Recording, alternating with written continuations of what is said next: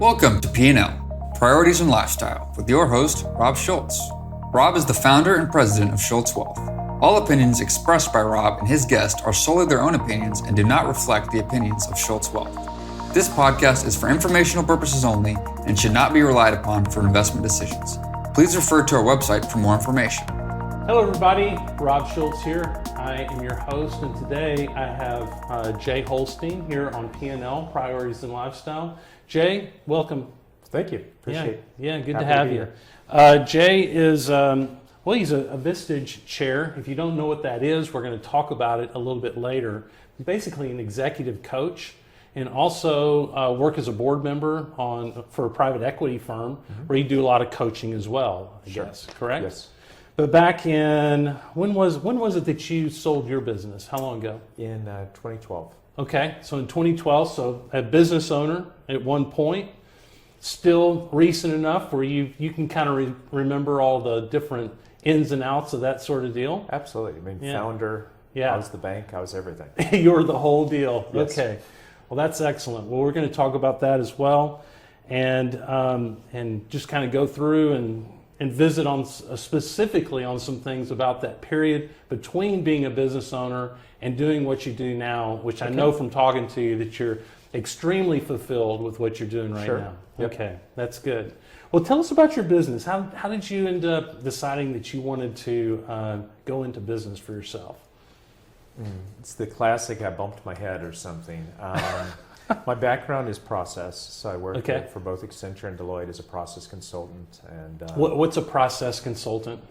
A process consultant is you kind of parachute in and things are not smooth. You know, there's materials that are backed up, there's a lot of extra movement. You just kind of, the internal radar goes off in your head that there's waste here. And so what a process consultant does is they figure out a way to visualize it. You know, typically, let's say like a process map. Then they think and they will have workshops to figure out, talking to the experts to figure out, okay, how can we make this better? And the experts are the people who work the process. And so ask them like what's valuable, what's not valuable, and you essentially remove the not valuable. And it just makes things a lot more efficient. And so you get better throughput, better effectiveness by doing less. I got you. So I keep going back, my favorite movie, The Office. So those consultants, they were kind of process consultants, maybe. The Bobs. Yeah, the Bobs. Yes. Yeah. So you kind of come in and you're going to listen to a lot of people in some cases that probably don't get listened to very often, but really have a lot of good information. So the Bobs were mostly in kind of a white collar environment. Mine was mostly in manufacturing. And so there it would be looking and saying, okay, does it make sense to relocate this machine tool? Does it look, and so there was more industrial engineering work that was associated with it than what the Bobs did. So what's your background for being able to be a process guy like that? Mine is mechanical engineering. Okay. But I mean, there's people very good at it who do not have an engineering background as well, but it's, it just fits my personality well. And so within the business, took kind of that basic understanding. We started with the quality movement of Six Sigma, and looked at how to work processes. And then in 2004, Sarbanes-Oxley came in, and there was a lot of documentation that was required for understanding processes and risks and controls. And so we did a lot of work within Sarbanes-Oxley. Then there was a recession in 08 and 09. I remember that. Yeah, and what I learned is that software is optional. You don't have to have software. And for what we did, you could use, a whiteboard, a Big Chief tablet, and number 2 pencil. So software is optional mainly because it's expensive? Yes. Yeah. And so we did a dramatic pivot. We looked at, okay, what's doing well now? And at the time, natural gas was selling for $9 an MCF. And so we started focusing on how can we help oil and gas companies. And so we took our software and we made it very, very special for well planning. So we made kind of what was a very generic software, we made it very specific for that industry. And then the other thing we did is we looked at compliance, and we found an untapped area within NERC, which is part of the electric utility regulations. And we said, hey, this is a good idea. We can have Uncle Sam as our salesman. And so we got into the compliance business for NERC cybersecurity. And so, the company was founded, had 8 years of its history, was all steeped in process. And in the last 4 years from the 08-09 recession, we went all in on the cybersecurity and the oil and gas well planning. Oh, I see. Yeah. And that ultimately enabled the exit because those were two very valuable areas. Yeah, and continue to be. But okay, so that was all as your business. But when you made the shift from being a consultant for other people and doing it for your own business, well, tell us about that. How did that come about? I mean, you said you got bumped on the head, okay, and then you recovered from that, and then you decided to be a business owner. Yeah. So my parents are entrepreneurs. Okay. And so I think that if your parents are entrepreneurs, you don't see the risk the same way as you do if your parents work for a corporation. What did your parents do? So my dad had a car dealership. He had a GM dealership and a Ford dealership. Okay. And on my mom's side, they were farmers, which I think is the ultimate entrepreneur because you're putting your whole faith in weather. Everybody all the folks that were influencers in my childhood were self-employed. And so that was very natural. And so for me, going from, I think the most recent job I had before starting this process company was being a plant manager. Going from working as a plant manager to owning my own company was not that big of a challenge for myself personally because of my childhood experience. Did it end up not being a challenge, or did you have some periods in there where you thought you were crazy? Dramatically crazy because I started in 2000 and then 9/11 happened and there was a huge recession in 01 because of essentially the country being shut down. Yeah. So in year 1, year 2 of my business, when we're very, very vulnerable, we had that recession, and then the recession of 08-09, it's just a matter of maybe a paycheck or something kept us from going out of business. So Wow. very, very vulnerable. Yeah. But we persevered. Yeah. Yeah, and still enjoyed the process and everything. It's just I guess you recognized the risk, and that's why I brought that out because I did the same thing. I got out of the Navy, and my parents, my grandparents had been in business for themselves, and same deal. I was like, I can do this. This is no big deal. And then a couple of times nearly starved to death. Well, certainly there was one point where my wife hated the business. Yeah. Because she saw it as something that would take us down. Because it's one of the things about the software business is you really cannot lay off people very easily because the intellectual property is not in the code; it's between people's ears. And so if ever you want to have a rebound, it's imperative that you keep those experts within your company. And so you've got these experts on your payroll, but yet you're not selling software. And so it's nerve-wracking. No question. Okay, Jay, I want to talk about your marriage. So as entrepreneurs, most of us are married. I would say most entrepreneurs are, will take on risk and feel fairly comfortable with it, even though it does stress us out from time to time. A lot of times we're married to somebody who's a little bit more risk averse. True or false? Absolutely. Okay. Yes. So I think personally that can be a good thing, okay, because it kind of balances you out a little bit. Absolutely. But it can also be really hard, right? So I'm guilty of this. I've had moments like in my career where I wasn't completely truthful with Shelley about how bad things really were, and I think that was okay. But sometimes I think it wasn't okay. What do you think about that? Well, I think that what you're describing is certainly true with us as well. Yeah. Just because my wife was risk averse, and at that point, and I'm going to kind of bring in Vistage for a second here as well. But at that point, I had nobody to talk to. Because it's very lonely at the top. You can't go to your employees and say, "Hey, gee, we're sideways here," because then immediately they go look for a job somewhere else. And I didn't have didn't have a peer group to talk to, and my wife didn't want to hear bad news, and so it was very, very stressful. With Vistage, and one of the things I really like about it is you're putting together a peer group. So you kind of have a safe place where you can share your vulnerabilities, say, hey, I'm really sideways.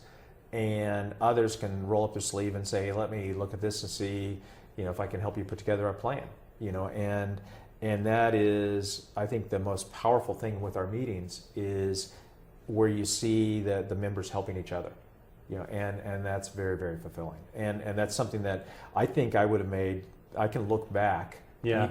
All of us are good at looking in the rearview mirror. Sure. I can look back and think, gee, had I had a peer group and had I brought this issue, what different decisions would have been made? And there's many decisions that were made that I think the peer group would have asked me really kind of probing questions and helped drill down. And, at the end of it, I would have said, maybe that's not such a good idea after all. Mm-hmm. Yeah, we've all been there.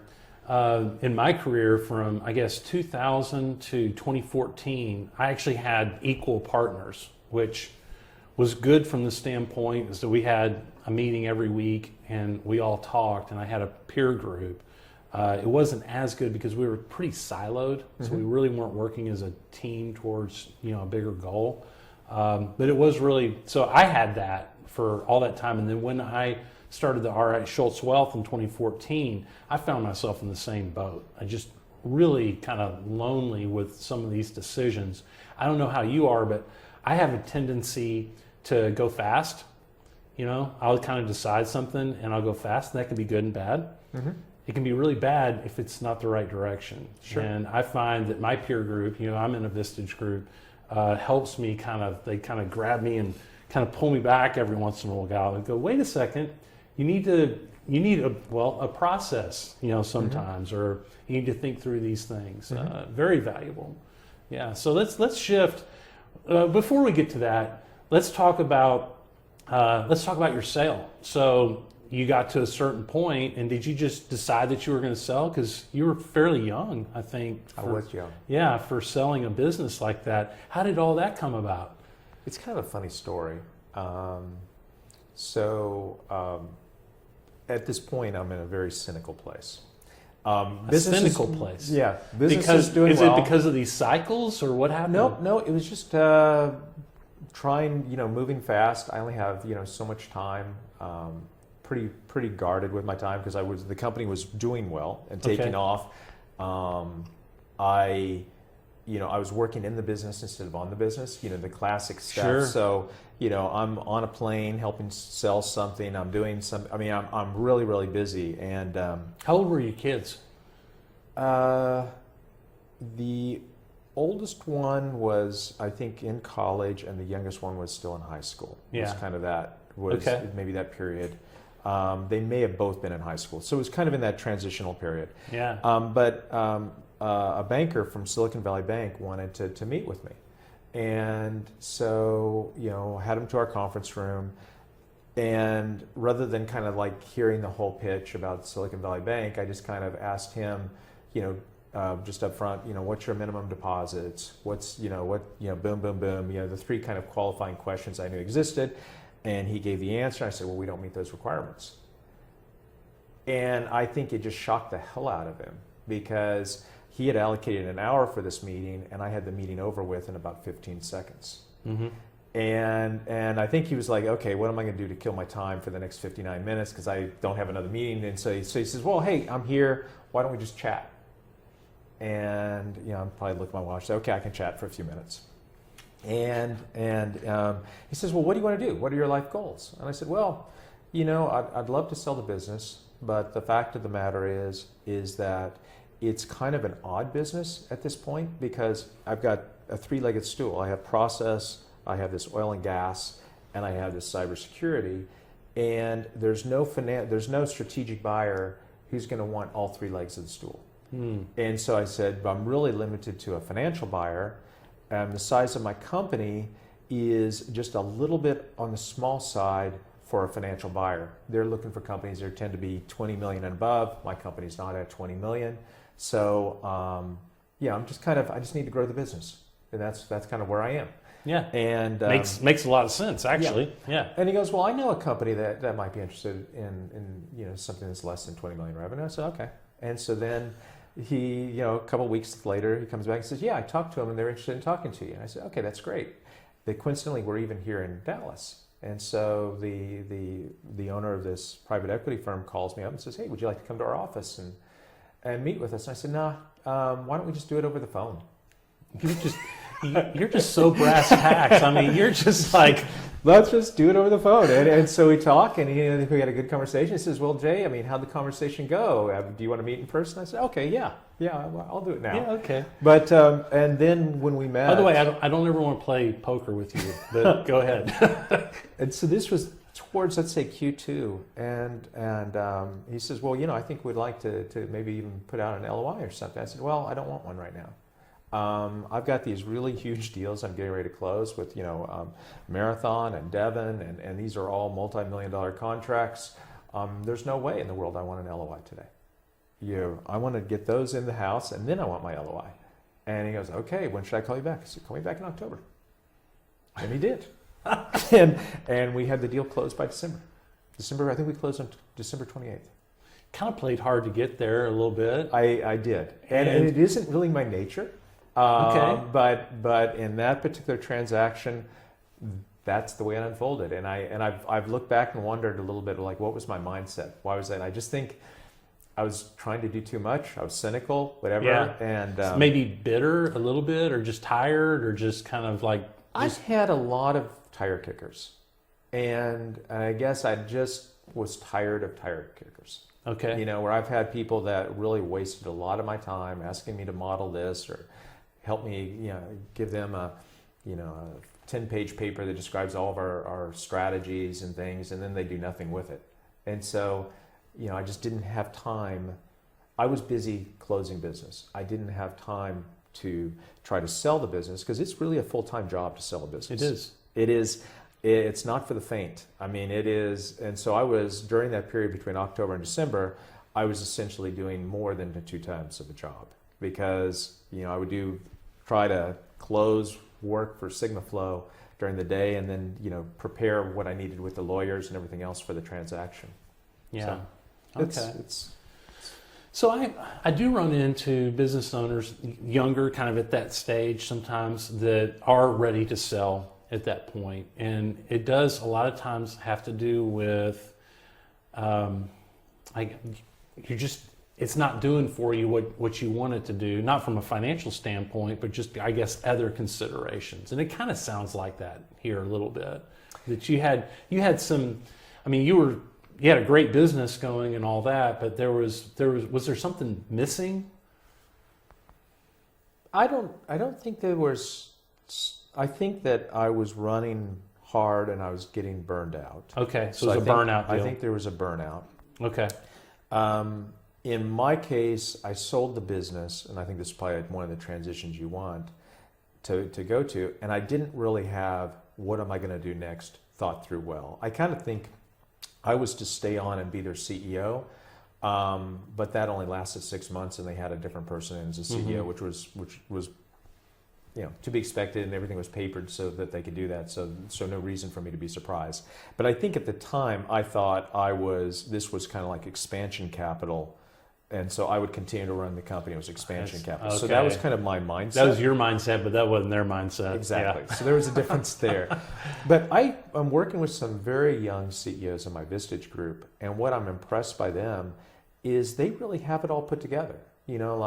Yep, I plan to sell my business in 3 to 5 years. What are you going to do next? Okay, maybe I want to do what you're doing, being a Vistage chair. Or maybe I want to go work for Culture Index or Predictive Index, because they like those kind of things. Or, just they are very comfortable with what they're going to go do next, and they have it already thought through.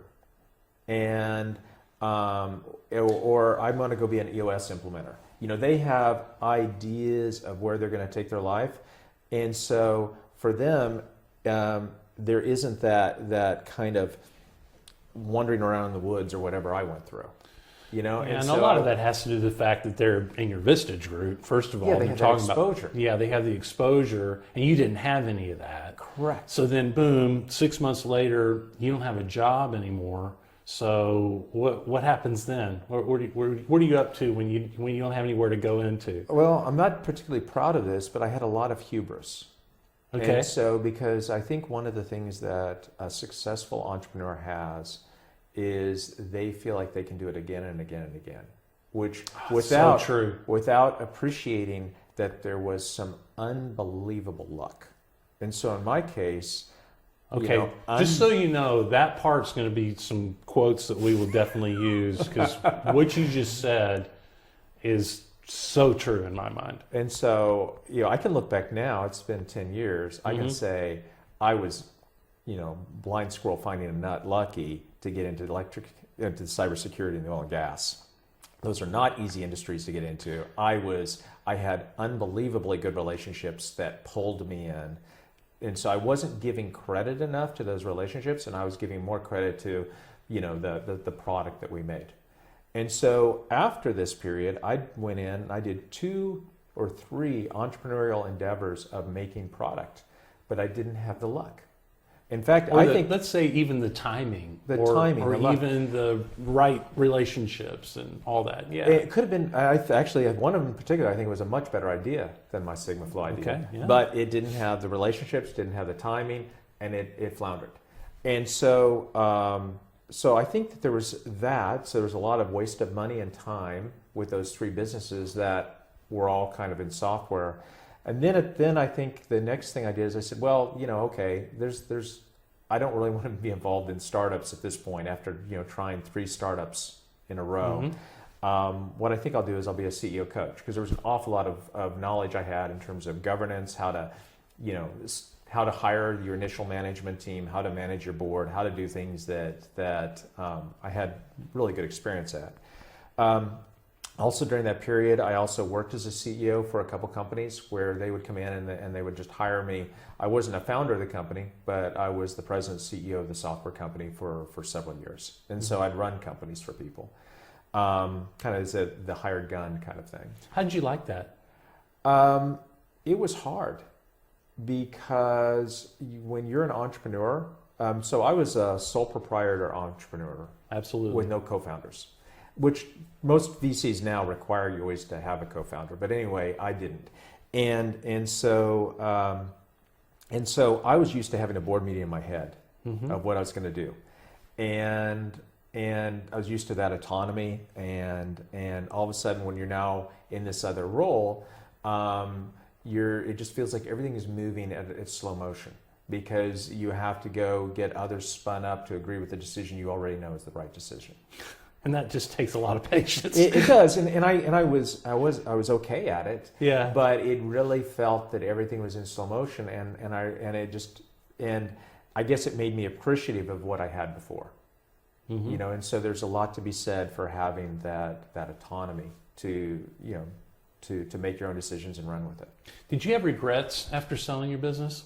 I did. Okay. I certainly did. And I think that's one of the things where if I had the Vistage group, I think that's one of the decisions I think would have been done differently. I can see that. Yeah. So, because I mean, you just kind of went down a road just really quick with those guys. Yeah. It was basically, it was too fast. It was October to December. It was just way, way, way too fast. Yeah.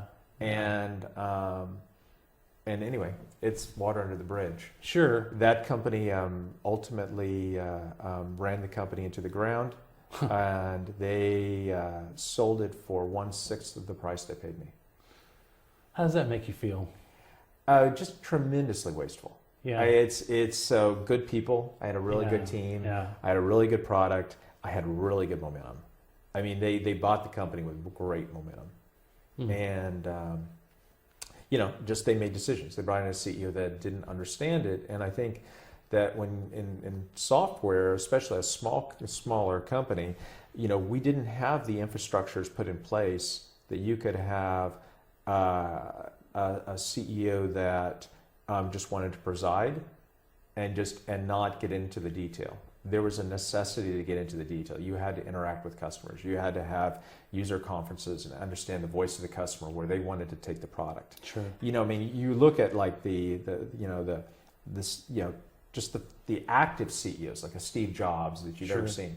The person they brought in was the opposite of that. He was just someone who wanted to sit in his office all day. And so, when a company's hungry, it's in high growth, it's small, high growth, you can't have that kind of a CEO, and they should have known better. I would think so.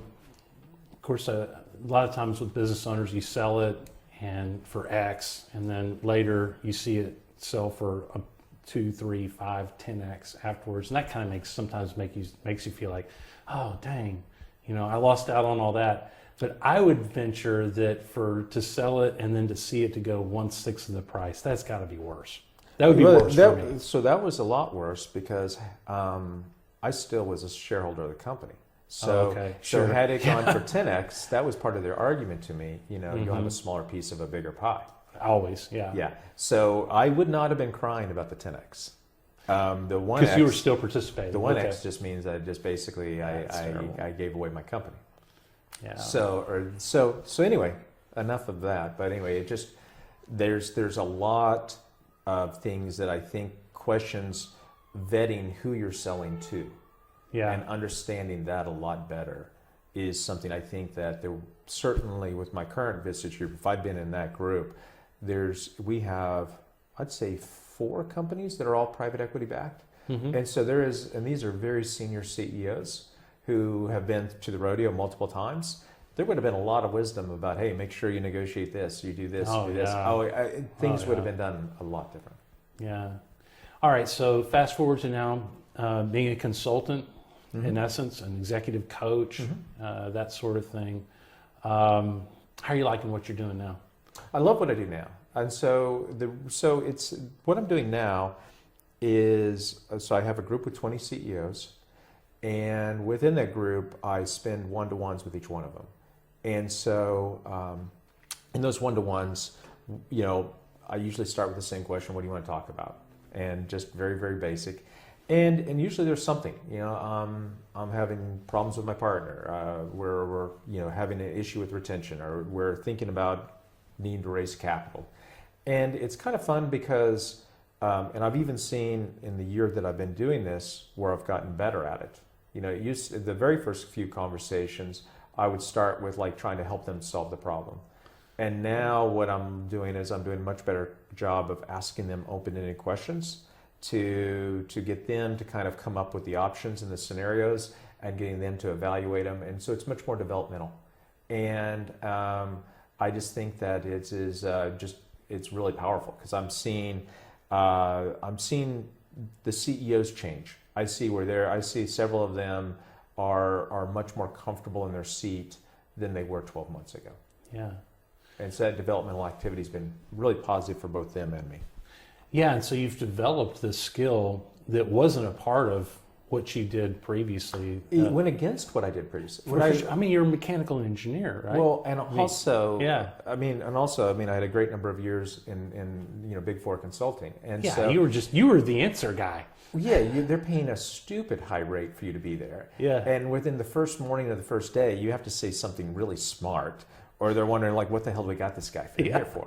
And so there was pressure to be always on and to try to kind of puff yourself up. Where now what I'm definitely bringing in is that would be the worst thing I could do today. Today, what I want to do is I want to hopefully just ask very good open-ended questions and help people solve the problem themselves. Yeah. And I think then that's much more fulfilling for them and me. And I think that it, and definitely there's a skill to it.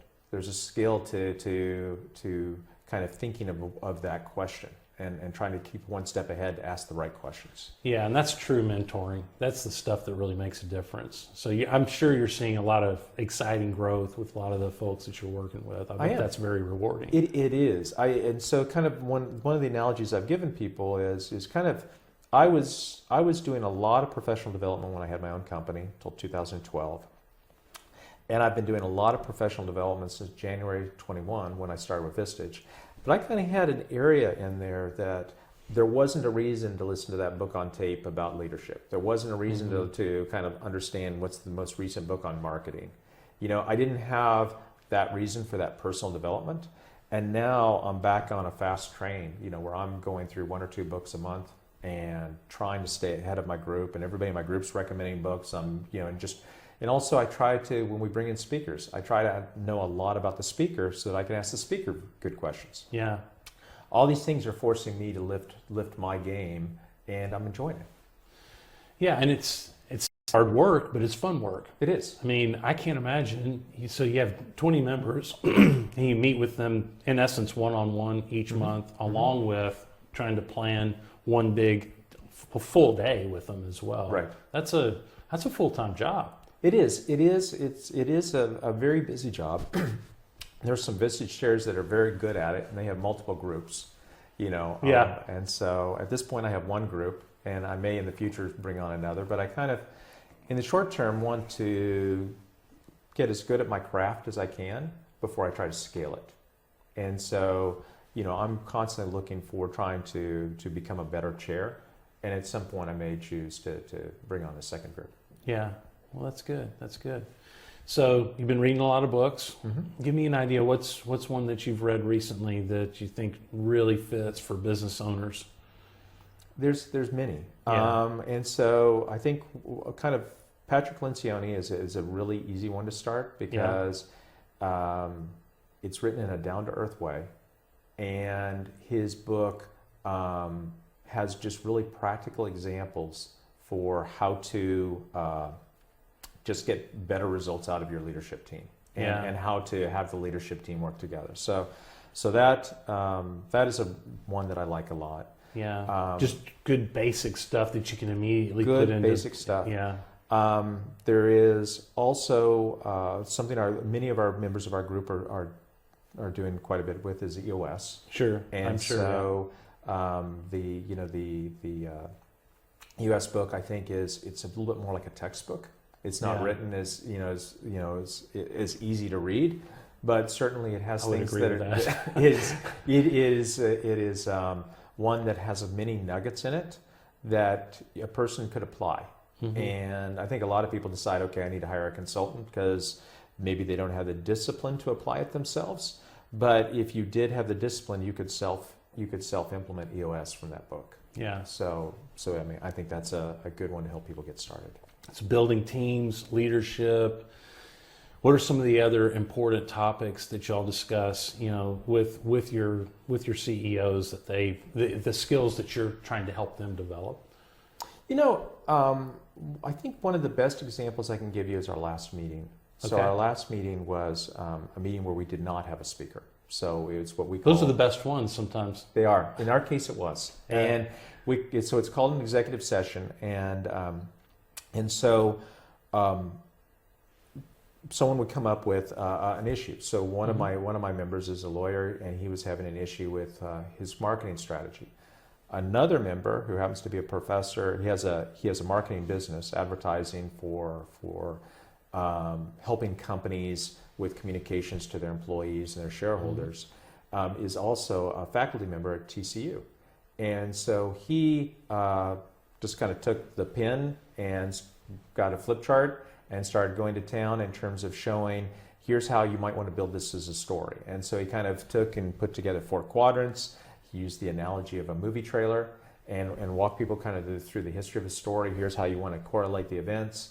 And then took it and applied it for the lawyers who had a plaintiff practice, how he would apply it in his messaging, and started to fill it in, and it just really came alive. And everybody could see the beauty and the simplicity of this message. And then another member had a situation where they're thinking about buying out one of their partners. Okay. And so those are tough. And so I had another member who's been through private equity, Columbia MBA, very, very financially savvy. He's an owner, CFO of his company, and he did a workshop on valuation. And so within the same meeting, he stands up and he kind of goes through, and we kind of interrogated the financials of the member who was trying to get a valuation of his business. And so we kind of had this think group, where there was about 6 of us who stayed late after the meeting, and once again came back and put together the pitch of, here's what the values are, here's probably what you ought to offer your partner to buy him out, here's how we got to structure the deal. And then also I had a third member who took the feedback from our retreat, where I had everybody put up on flip chart paper, what do they want to get from Vistage? What am I looking for? And he's a data scientist, very smart guy, Harvard PhD, worked for McKinsey. He did kind of an analysis of the data, looked at the patterns, And so now we have a really very thoughtful structure for how we're going to do our small groups. And so, it was really nice. I really had 3 speakers.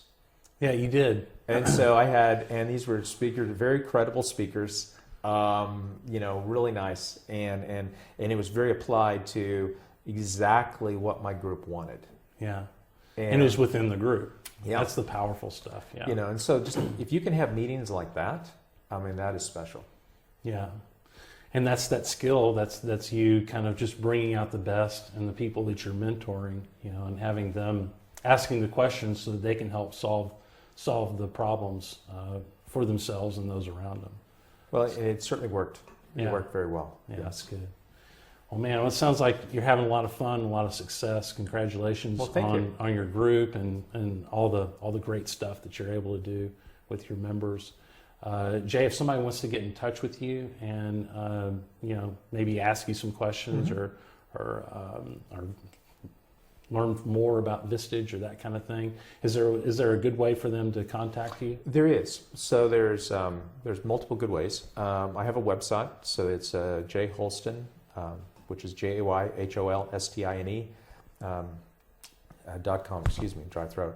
And so that website has my contact information, has some videos and things I put together in terms of why I wanted to become a Vistage chair, and has some blog posts and things. And hopefully it'll have this as a blog post sometime in the near future. Yeah, absolutely. Well, good. Well, I encourage you, if this is something that interests you, talking to Jay about Vistage, about coaching and mentoring, and good books to read, and the trials and tribulations of business ownership. Jay's a great guy to get in contact with, so I encourage you to do that. And we'll put all that information in the show notes as well. Thank you.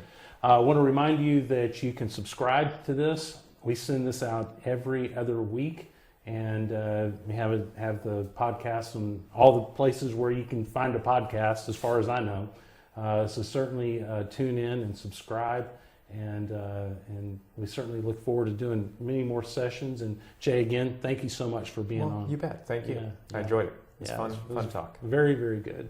All right, everybody, y'all have a great week. Take care.